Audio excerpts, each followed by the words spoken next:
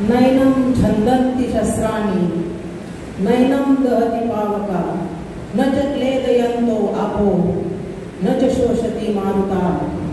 आपण सर्वजण हिंदू संस्कृतीचे द्योतक, हिंदू सनातन संस्कृतीची पताका खांद्यावर घेऊन पुढे चाललेलो आहोत। आणि आपली संस्कृती जी आहे याच्यात सांगितलेलं आहे का जीव आत्मा जो आहे नैनं छन्दन्ति शस्त्राणि, त्याला शस्त्राने तोडलं जाऊ शकत नाही, त्याला अग्नीही जाळू शकत नाही, त्याला वारा पण वाळवू शकत नाही आणि त्याला पाणी पण भिजवू शकत नाही। पण सृष्टीचा जो नियम आहे उपजे ते नासे परी नासे ते पुनरपि वसे, हे घटिका यंत्र जैसे परिभ्रमेगा। जरी साहेब आज आपल्यातून शरीर रूपाने अदृश्य झालेले आपल्याला दिसत असले तरी आपल्या संस्कृतीचं जे आहे का जे उपजलंय ते नासतं, पण नासले ते परत उगवत असतं। तर साहेबांना कदाचित वाटलं असेल का हे शरीर आता मला जास्त साथ देत नाही, मला पुन्हा एक नवीन शरीर धारण करून पुन्हा या जनतेच्या सेवेसाठी यांच्यात उपस्थित व्हायचंय, म्हणून कदाचित साहेबांनी स्वतः ठरवून या शरीराचा त्याग केलेला असेल। सगळ्यात महत्वाची गोष्ट लक्षात घ्या, आपण दादा मला तुमच्या चेहऱ्यावर हसू पाहिजे। जेव्हा आपण मागच्या विधानसभेच्या निवडणुकीच्या टायमाला प्रचार फेरी राहुरीतून काढली त्यावेळेस अक्षय दादांनी दंड थोपटले होते आणि ते दंड थोपटणारे अक्षय दादा आपल्याला पुन्हा एकदा पाहिजे, त्या चेहऱ्यावर हसू आम्हाला पाहिजे। सुजय दादा, आम्ही जेव्हा जेव्हा महिलांचा ग्रुप असायचा आमचा, तुम्ही मला पहिल्यांदाच ऐकत असाल, पण महिलांचा ग्रुप घेऊन आम्ही जेव्हा विधानसभेच्या पूर्ण गावोगावी फिरत होतो, भाषण करत होतो, तर प्रत्येक गावातली व्यक्ती स्वतः उठून सांगायची का ह्या गावातला सभा मंडप कर्डिले साहेबांनी दिलाय, या गावातली स्मशानभूमी कर्डिले साहेबांनी दिली, आम्हाला रस्त्याने बैलगाडी सुद्धा आणता येत नव्हती तर हा डांबरी रस्ता सुद्धा आम्हाला कर्डिले साहेबांनी करून दिलाय। आम्हाला वाटायचं कर्डिले साहेबांचं कर्तृत्व आम्ही काय सांगायचं, कारण प्रत्येक गावातली व्यक्ती स्वतः उठूनच कर्डिले साहेबांचं कौतुक आणि त्यांच्या कार्याचं निवेदन करत होती। त्याच्यामुळे आम्हाला प्रचाराला फक्त आम्हाला जाणं आणि त्यांची भेट घेणं एवढंच आमच्या हातामध्ये उरलेलं होतं। सुजय दादा, तसं आमचं कार्य, मी थोडी प्रवचनकार थोडीशी कीर्तनकार आहे, आध्यात्मिक कार्य करणारे आम्ही।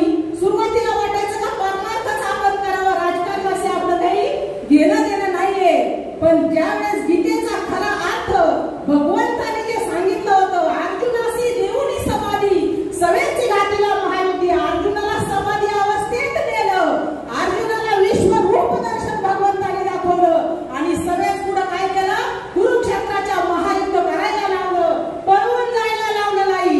आणि यत्र योगेश्वर कृष्ण यत्र पार्थ धनुर्धरा तत्र श्री विजय धृती ध्रुवर मतिर्मम।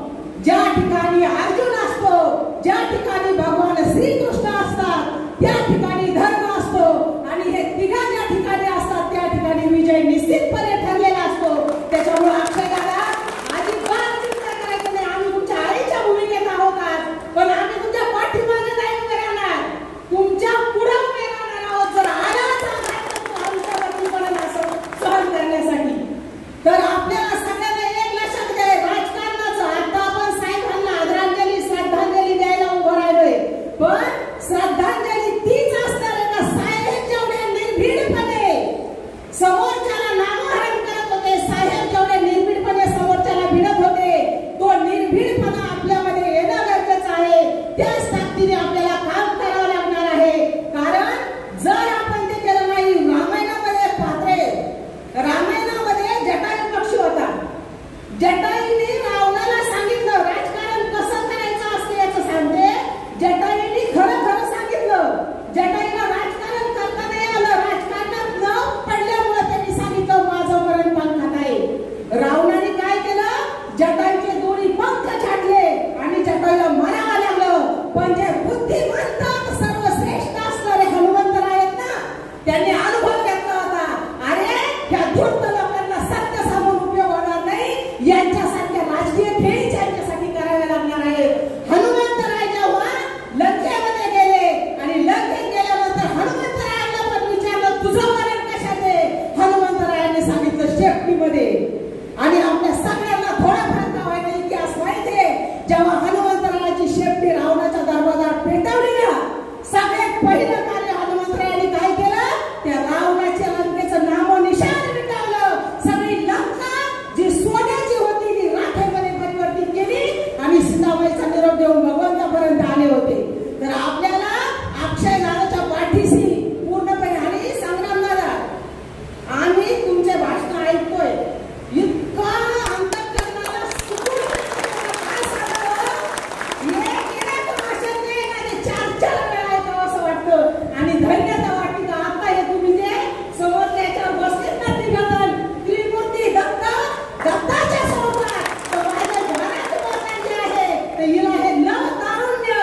चिरकाल मी दिल्याशिवाय राहणार नाही याची आम्हाला खात्री आहे. तर जेव्हा आता परत संधी येईल तेव्हा बोलण्यात येईल.